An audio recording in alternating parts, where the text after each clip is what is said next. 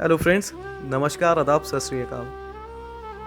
जिस शख्सियत ने बौद्ध धर्म की नींव रखी, जिन्होंने अपने काल में एक किताब नहीं लिखी पर अपने हर शिष्य को किताबों का भंडार बना दिया था, जिनकी शिक्षाएं सुनने में इतनी सरल पर असल जिंदगी में पालन करना उतना ही कठिन, ये थे गौतम बुद्ध। गौतम बुद्ध एक पेड़ के नीचे बैठे हुए थे। जब उस नगर के राजा को पता लगा कि गौतम बुद्ध उसी के नगर में आए हुए हैं, तो वो उनसे मिलने गया। राजा ने उनसे मिलकर पूछा कि आप सबको इतनी शिक्षाएं देते हैं, आप अपनी सबसे महान शिक्षा के बारे में मुझे बताइए। गौतम बुद्ध बोले, राजन, कभी किसी का बुरा मत करना, सबका हमेशा अच्छा करना। राजा ये सुन के जोर जोर से हंसने लगा और बोला, ये तो 5 साल का बच्चा भी समझ सकता है। गौतम बुद्ध मुस्कुरा दिए। कहा, राजन, समझ तो 5 साल का बच्चा भी सकता है, पर 80 साल का बुजुर्ग भी इसका पालन नहीं कर सकता। गौतम बुद्ध इनका असली नाम नहीं था। बुद्ध का मतलब होता है जिनकी बुद्धि जागी हुई हो। इनका असली नाम था सिद्धार्थ गौतम। इनका जन्म एक राजा के घर में हुआ था।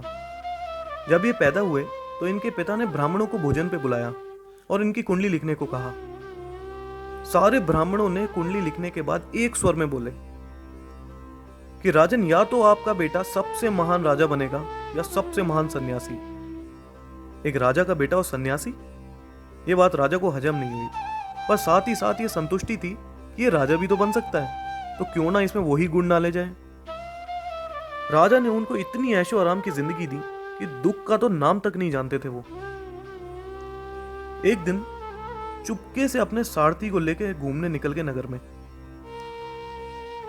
इनको अकेले बाहर जाने की इजाजत नहीं थी, इसलिए चुपके से निकले।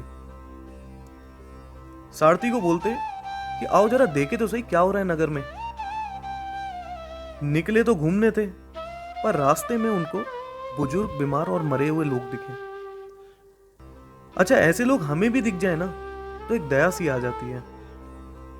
पर सोचो, उन्होंने तो ये सब पहली बार देखा था, उनको कैसा लग रहा होगा। उन्होंने अपने सारथी से पूछा, सारथी, ये क्या हो रहा है? तो सारथी ने बताया, ये सब दुख है जो हर एक की जिंदगी में आने हैं। ये सुनकर गौतम बुद्ध को महसूस हुआ कि मैं कितनी झूठ भरी जिंदगी जी रहा था। मैंने तो ये सब चीजें आज तक देखी तक नहीं थी कि ऐसा भी कुछ होता है। 29 साल की उम्र में सन्यासी का भेष धारण करके अपनी पत्नी और बेटे को रात के अंधेरे में बिना जगाए निकल के जिंदगी की खोज में एक भिक्षु का जीवन जीने। इनको सच के बारे में थोड़ा सा पता लगा तो ये जिंदगी की पूरी सच्चाई की खोज में निकल गए। हमारे सामने सच खड़ा भी होता है ना, तो हम उससे मुंह फेर लेते हैं। जैसा सिद्धार्थ गौतम के साथ हुआ, अगर हमारे साथ ऐसा हुआ होता ना, तो वहां पे थोड़ा सा दुख जताते और सारथी को बोलते आगे चलो, और उसके बाद हम महल को चले जाते।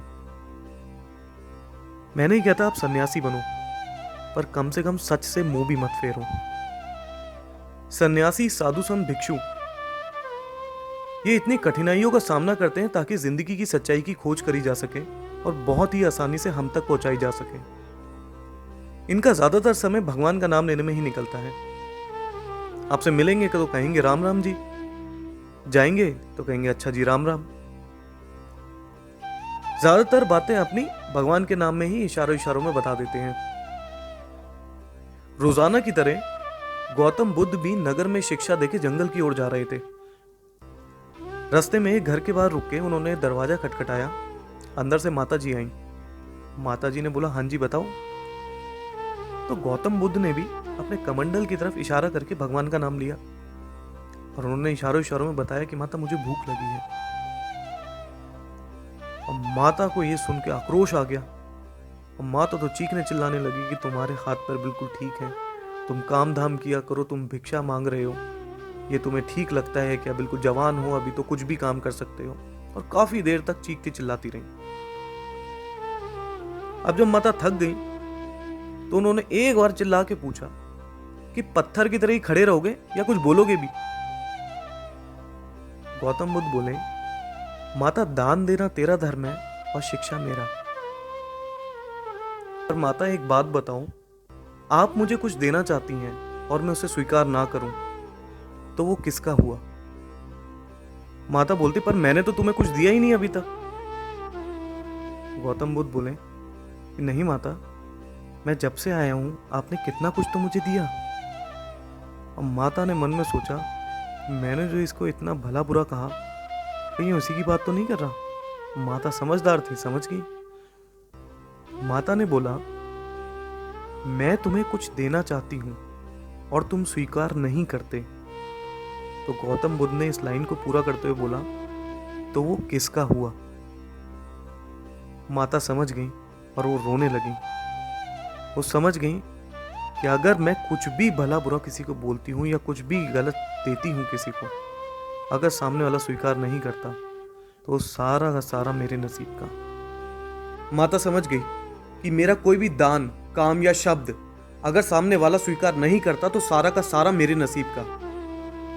देखिए, आप कितने भी बुरे हो, कितना भी लोगों से लड़ते हो, झगड़ते हो, बुरा बोलते हो, पर बदले में चाहते हो कि सामने वाला आपसे अच्छे से ही बोले। अगर अच्छाई चाहते हो ना, तो अच्छाई करना भी सीखो। अगर आपको ये वीडियो अच्छी लगी हो तो प्लीज़ इसको लाइक कर दीजिए और अपने सभी जानने वालों के साथ इसको शेयर कर दीजिए। और आप हमसे कोई भी बात करना चाहते हैं तो आप हमारे कमेंट सेक्शन में उसको लिख सकते हैं, हम जल्दी से जल्दी उसका जवाब देंगे। और अगर आपने अभी तक हमारा पेज सब्सक्राइब नहीं किया है तो प्लीज़ नीचे लाल वाले सब्सक्राइब के बटन को प्लीज़ दबा दीजिए और उसके साथ वाले बेल आइकन को भी दबा दीजिए। जय हिंद।